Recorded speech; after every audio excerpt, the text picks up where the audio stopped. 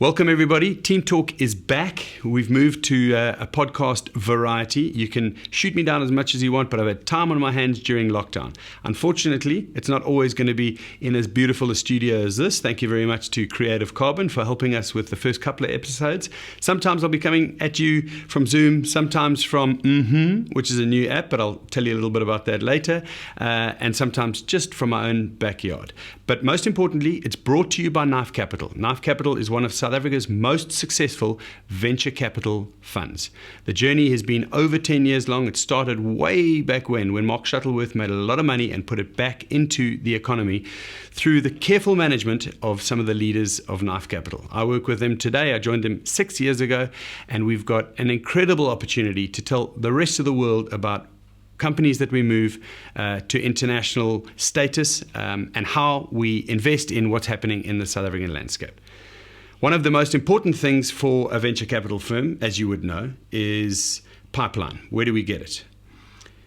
Grindstone is the short answer. Grindstone is a incubator, accelerator, and you know what? We're actually trying to find exactly what the word is, because neither of those words actually stick. Grindstone is a program that we select a number of businesses out of about 250-ish into a cohort of businesses that spend almost a year with the leaders of Knife Capital and their implementation partner, Thinkroom Consulting from South Africa. Catherine Young and her team have been absolutely outstanding in managing the process during this difficult COVID time. But the beauty is we've launched Grindstone 6 and 7. And I say 6 and 7 because Johannesburg and Cape Town have got two cohorts.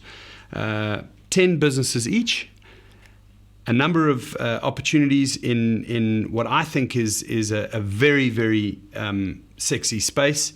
The digital enhancement of tools that we see on an everyday basis. You'll love the businesses. In fact, we can drop them in and talk about them. The logos on your screen right now are those businesses. I think the research slide at the end of this chat is going to be a lot easier to tell you about those businesses. But I did spring on 3 of them who I think are really cool businesses. We're going to have to find some amazing ways to get them market access, and we're going to have to push them on a number of things. But I've asked them to quickly do a video. So don't judge anybody. These are entrepreneurs who we love the business so much that we said, please give us a little 1 or 2 minute précis of what you do. So have a quick squiz at some of the people who are going to be on Grindstone with us this year.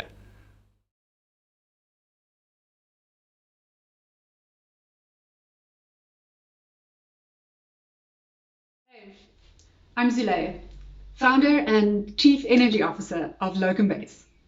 Localbase.com is the independent online platform that connects freelance medical professionals, or locums, with practices, hospitals, pharmacies, to fill in when and where it is needed most.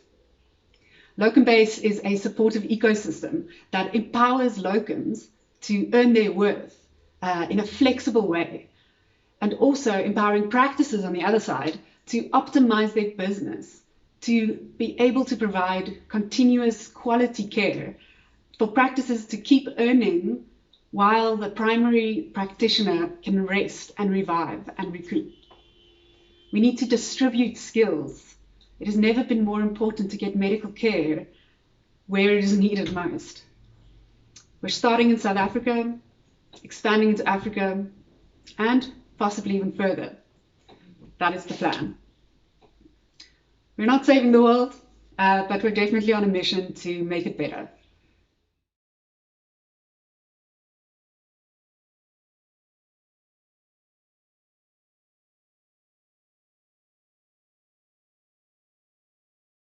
Hi guys, I'm Luke, the co-founder of Luxity, South Africa's largest pre-owned luxury marketplace. At Luxity we buy and sell pre-owned authentic luxury items from categories like handbags, shoes and accessories from the world's most coveted brands. These include Chanel, Erotic, Gucci, Louis Vuitton, Elegant, and many more. We offer a premium, safe and secure experience, whether it's online or in our stores in Johannesburg as well as Cape Town. So what does this all mean? Pre-owned, pre-loved, second-hand? No, don't say second-hand. You're finished. Hey guys, my name is Michael and I'm the other co-founder of Luxity. So the pre-owned market, what's all the fuss about? Well, it's one of the fastest growing fashion segments in the world right now, worth billions of dollars annually. And we're at the forefront of this trend in South Africa. Case in point, this 2019 Louis Vuitton soft luggage retails for $55,000 and has never been used. It's available at Luxity for $39,000. We can't wait to take this journey with you. We just hope you're packed and ready.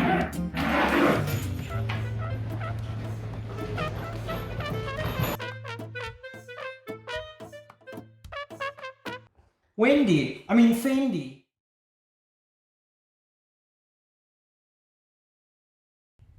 Hi everyone, this is Owens and I'm from CarScan. I'm the co-founder of the company and we are building here the first data marketplace globally to capture, share, an accurate, reliable, agnostic and traceable digital record for the car's identity. We are helping the ecosystem to buy, sell, rent, service, insure, finance and audit the cars with a great confidence by reducing the fraud, governance and industry risks. So we utilize augmented reality and AI-based application to automate this entire process for the industry. Thank you.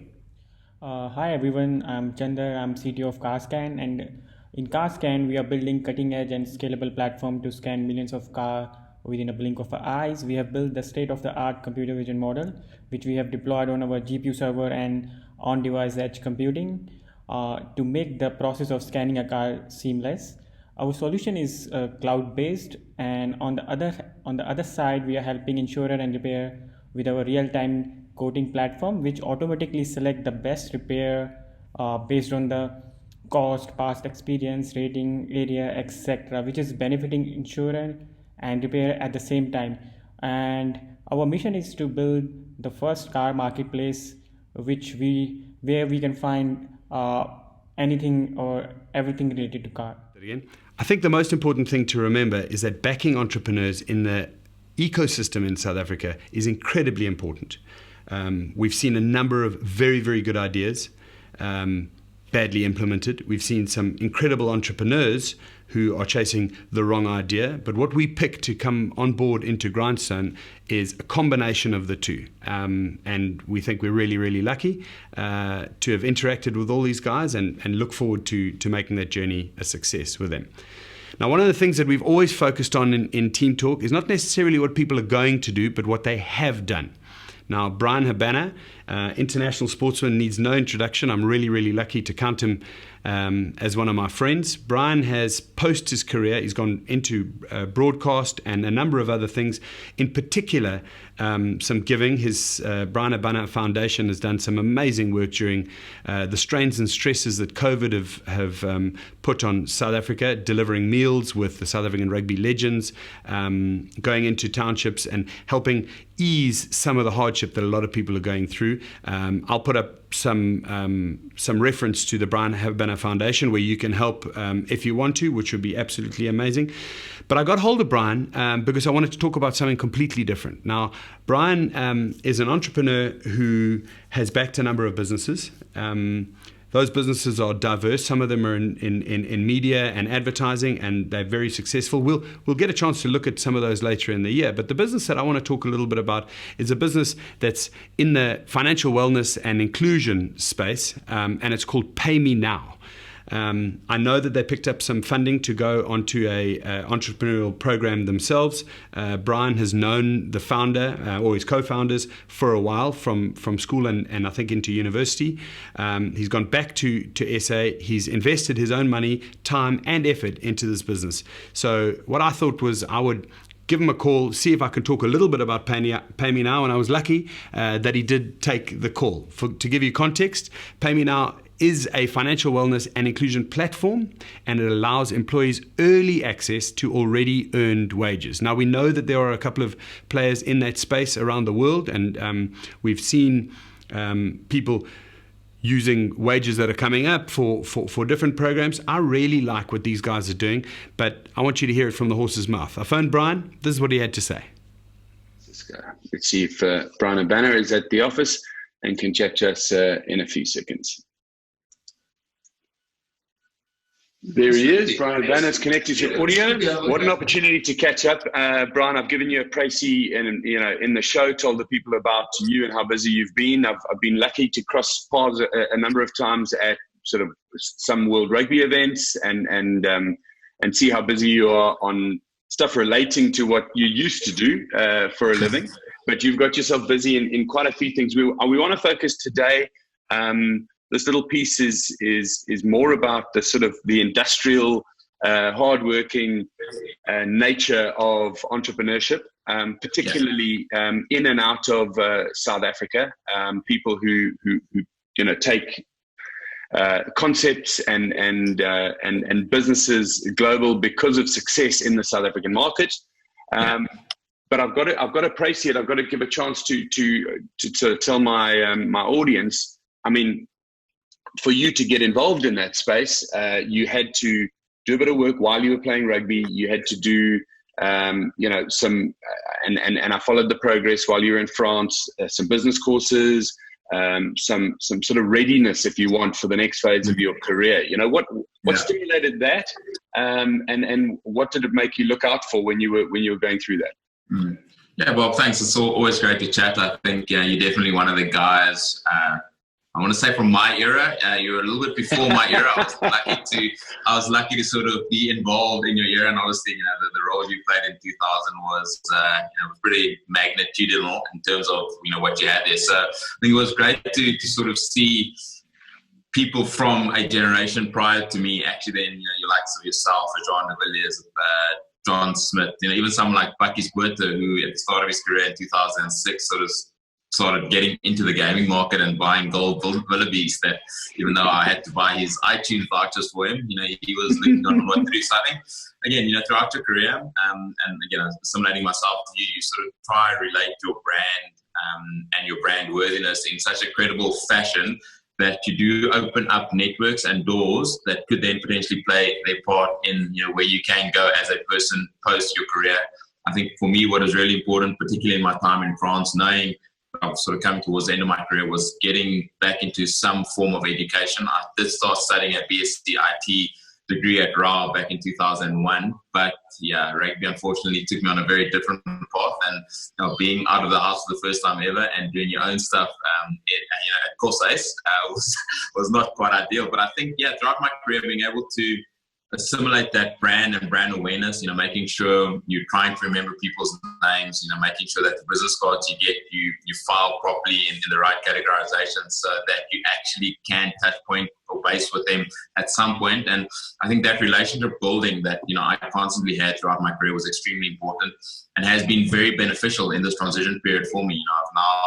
I think they say the entrepreneur space is a pretty lonely one, but since retiring, I've been involved in the launch of 2 startups, a digital sports marketing agency called Retroactive, with a fellow ex-Cares boy called Mike Sharman, and a very exciting fintech startup, around early salary advances. That's actually a market trend over in the developed markets. So my varsity roommate is one of my co-founders and sort of in the office today with the tech team, and as you'll see, very humble beginnings. Sort of very small offices. That's Harry, Willem, JJ, our MD, Leon sort of sits over there. But it's very humble beginnings as you put stuff to the bone, and try to make a success of the things. We sort of had this idea in July last year and met up with 2 market leaders in the UK, but didn't expect the Black Swan event of COVID to come about. And Bryan, I mean, that's a great praise team, and I appreciate it. And hello to the guys there in the office. It's great to see. It's great to see the background. Now, I mean, and have interacted with me, a couple of the people from our little world as well, crossover.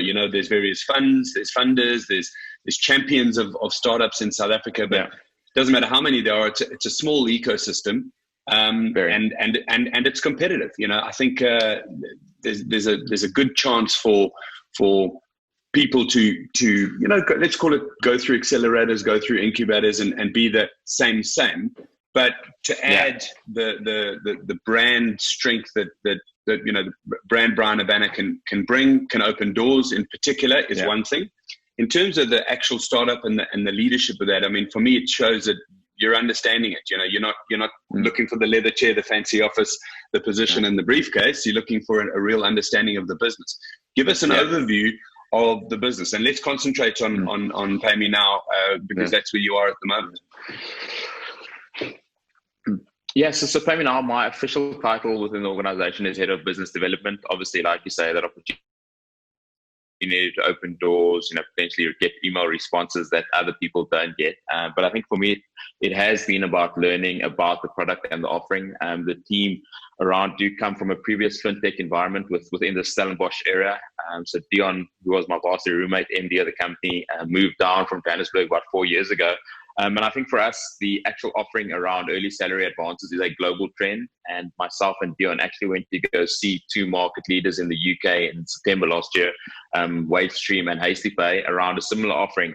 But again, sort of where I fit in and that whole ethos of business for good skinners is, early salary advances, at this offering is pretty plain and simple, not really market specific fit to South Africa. And what we have done in terms of rolling out our offering is we've sort of gamified it from an incentivization perspective on a business for good financial inclusion model where, we sort of now take people on a tiered approach, much like the Discovery Vitality model. So if an employer, for instance, gives their staff access to 20% of their already earned wages, what we then have come in with our app is said, okay, listen, well, we're going to take the employee on a financial wellness journey. So we're going to allow them to become financially literate. We're going to build in-app education modules, do free credit scores. And in so doing, they then get access to a greater percentage of what the employer has offered, but also at the lowest rate. So yeah, it's really market specific, and something, again, that we have in chatting to some VCs across the world, South Africa, San Francisco, is definitely a first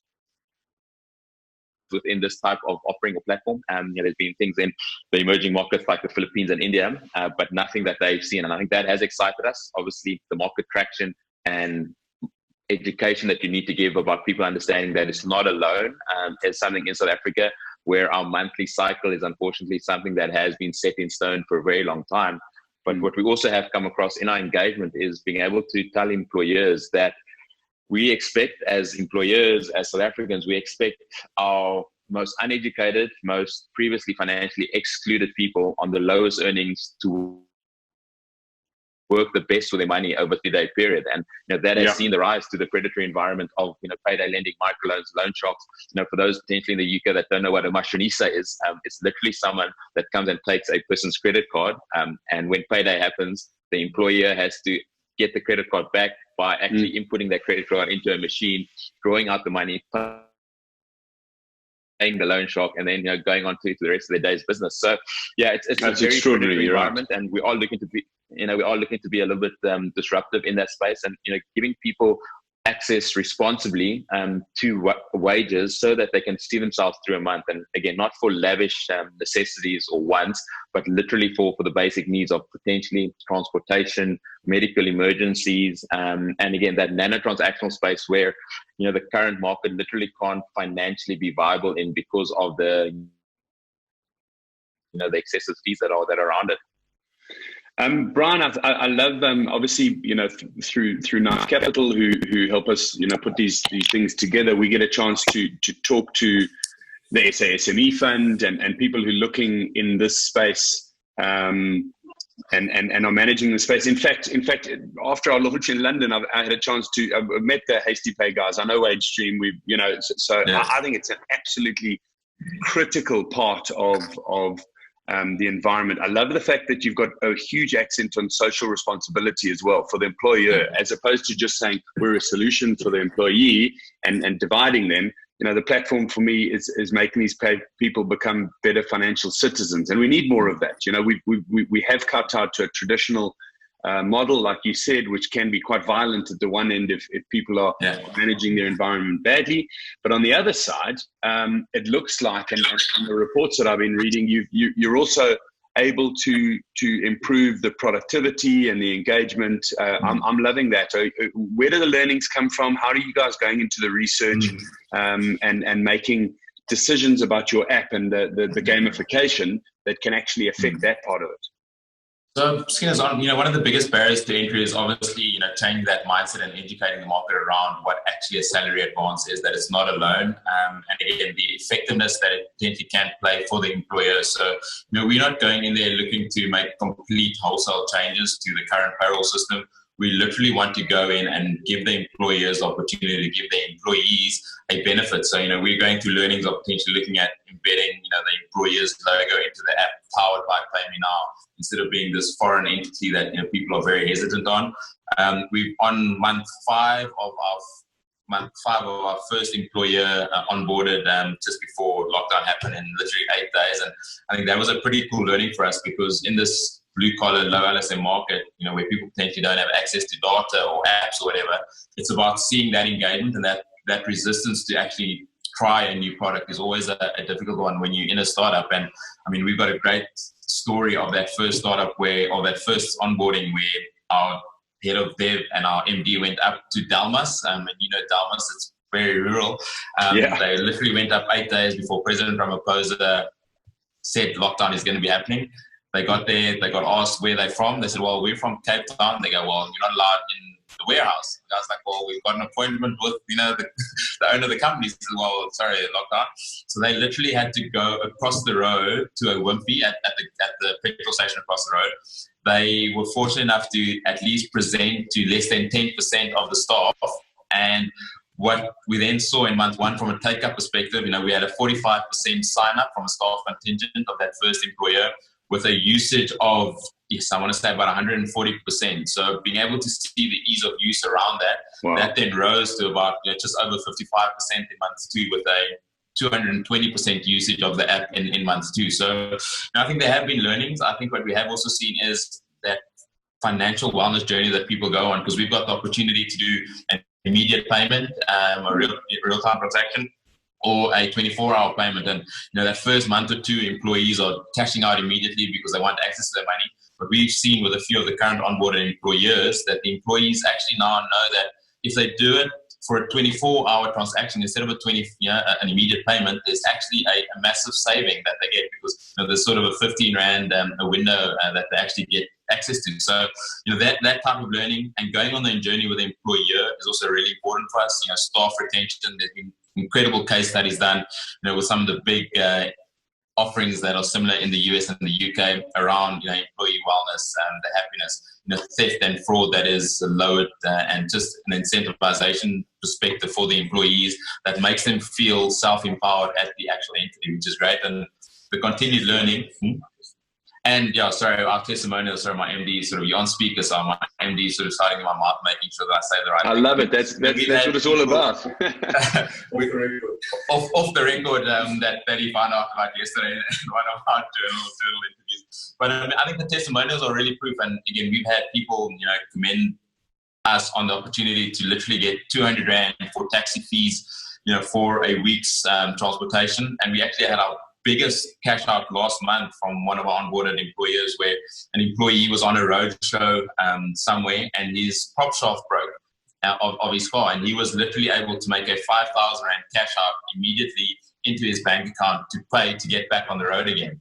And I think those testimonials, those credibility, and we've also gone through a seed funding round, which we're extremely excited about, but we've also been included into the Catalyst Fund, which is a global NGO that sort of goes around the Business for Good element, and they, funded by the Rockefeller Philanthropy Advisors and the Bill and Melinda Gates Foundation. And again, just vehemently defends our Business for Good ethos, the due diligence they've done on our platform, sort of gives us that credibility to put us ahead of anyone else in the market at the moment, and something we're extremely proud of. Fantastic, Bryan. And then tell me, tell us a little bit about the seed round and what it was like, asking other people for money, convincing them. I mean, you've got to say, us as ex-sportsmen, we know what it's like to promote ourselves, but not necessarily if we feel until we feel very, very comfortable with what we're talking about. How was that? Were you involved? Was it just the founders, or were you part of presentations? Yes, I was part of all presentations, and I think I sort of a bit like a deer in a headlights.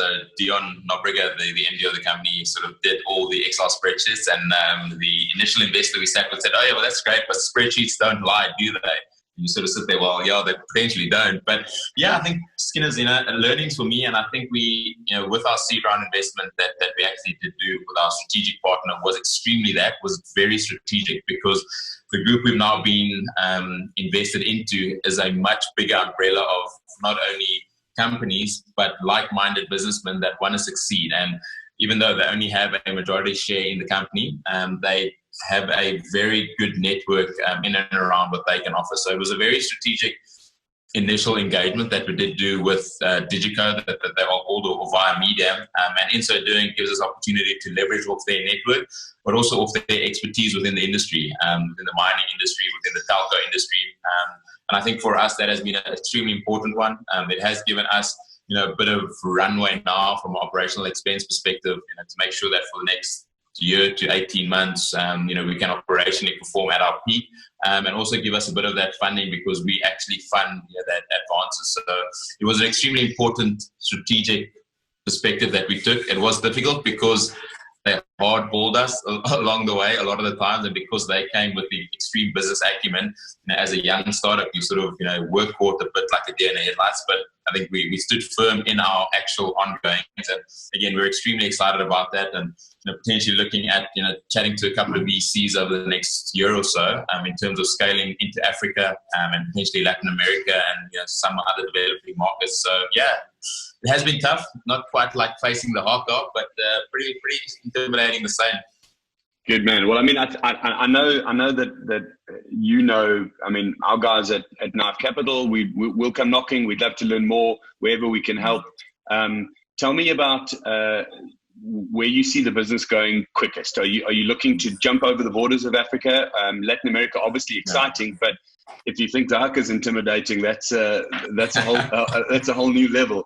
The fun thing about where you are now is that you're expanding the network to funds who've done that before. They've explored new territories. They've opened offices in godforsaken places on the other side of the world, and they've proved that they can do that. Particularly from the impact fund side. And you're 100% right. That's a great synergy. What are your immediate wants and needs? So I think our immediate wants and needs from a Paymenow perspective is definitely doing a bit of a land grab in South Africa, and making sure that our offering, continually stands head and shoulders above the other competitors, which there are. Much like WageStream and Hasty, I definitely think there's space in South Africa with, they say, according to stats, we had 12 million employed citizens in the last year. That probably has dramatically decreased, post-COVID. But I think if we can sort of tap into between a 5 and 10%. You say that. Sorry to jump in. You say that, but the people coming back to work are going to want to manage their monthly wage better, and they want to know that they've got access when in emergencies. Yeah, much. And I think that's sort of one. This panic buying situation that has arisen. Has also now seen people take out those unsecured lending accessibility, because they need to buy 50 packets of toilet roll or hand sanitizer. So in South Africa, we're also very different. Liquor and cigarettes or tobacco has been banned again now in level 3, which has seen a lot of rise of panic buying and under the table stuff. So people are needing liquidity access to funds, and again, going back to work, that's important. But yeah, like I said, for us as a journey at the moment, it's definitely purely focused on South Africa. Our acquiring bank, ABSA, has got a very big footprint into not only SADC, but the rest of Africa. So that was a really important strategy we took around an acquiring bank. And in so doing, making sure that from a transactional perspective, because we're bank grade security compliant, that we can scale when we need to be. Also, because of our tech stack, we can scale, which I don't think our other competitors can at the moment. And I think we're extremely proud of our tech. We're extremely proud of not only our compliance and legal opinion around being, BCA compliant, but being outside of the ambit of the NCA and that act, and making sure that the due diligence was followed. So, yeah, I think South Africa, first and foremost, forming a base, getting, because of what our service fees are so low, transactions are unfortunately where we can make a massive impact, and we need lots of transactions. So trying to do a land grab, get as many employers on board, and in so doing, being able to register hopefully tens of thousands of employees. And once that's sort of settled in the footprint, to look to scale to SADC, Africa, and if maybe get into Latin America, which we all understand is brutally tough. Wow, it's a fantastic journey, Bryan. Can I ask you right now, just in terms of the VC questions, who the partners? How do you guys stack up? Who owns what? Yeah, so the 4 founding shareholders. So myself, Dion Gerbrand, he likes to be called. He's not Gerry. He's actually got insane rugby knowledge. He's been telling me stuff here from 92, 95, and literally. You were in nappies, man. You wouldn't know that stuff. Gerry there in the back corner there. Gerbrand, do you remember when the Sharks were the Banana Boys and they came and won the Currie Cup in Pretoria? I remember that. A terrible day for a lot of people, but a happy day for my dad. I think that was 1990. That's exactly right. Yeah. You see, I didn't know that either. I didn't even know what rugby was. You've just made his year, Skinners. Is there a place at Night Capital for Harry? Yeah, but I think so. So we were the founding shareholders, and obviously, we've now given a minority stake to the Digico group. And in so doing, from a VC perspective, we're probably not going to be looking to do any immediate funding rounds in the next 6 to 8 months. But I think having those continual conversations, Johan Bassini, who actually sponsored us to get into the Catalyst Fund cohort, and I think that is an extremely fruitful relationship to have. Johan has been extremely open and transparent in his dealings. Obviously, he's been in the venture capitalist space for quite a while. And I think what we also have found is the learnings we can get from people that have already walked the journey is extremely invaluable to us as an organization. Dion is extremely busy, and I think for us, the next point is probably looking at hiring a few more people to help us be in a position to scale, and not so much from a tech perspective, but from a customer satisfaction perspective, from an ongoing product development perspective, and in so doing, make sure that we're tapping into as many resources as possible. And again, seed funding and all that sort of helps in being able to acquire new employees, being able to scale to a point where we can get a footprint in South Africa, a solid base, but have the opportunity to scale bigger if need be. Fantastic. Well, listen, Bryan, I'm going to let you guys go. I can see how busy you've been on and off the camera, but behind the scenes, it's great to see that your team is supporting you. You're growing. Whatever we can do from support-wise, as you know, always comes from my side. Anything you need, but it's fantastic to see you, and congratulations. Well done to all the guys there. I will be on the show. I'll put all the contact details for your business. For anyone who's looking to make contact, in particular employers in South Africa who want to change the world for their employees going forward in such difficult times. COVID is an accelerant of the good and of the bad. Let's make an accelerant more for the good, particularly for you guys. Thanks very much, awesome. Bryan. Much appreciated. Thanks, Ines. Thanks for having me. From me and all the team, everyone says cheers. Bye-bye, guys. Thanks so much. And keep it up, eh? Keep it up. Cheers, champion. Go well. Well, it's clearly cold in Cape Town at the moment, but fantastic to see a guy who's got that kind of background, international sport, superstardom, humbly getting on with his day in the office environment and putting time and effort back into the entrepreneurial ecosystem, not just everything else that he does through his foundation and other endeavors. If that wasn't enough, let's have a quick look at a summary, a Paymenow summary. They've got a nice little link which explains exactly what the business is all about. I'll also post a link to that at the end of the show.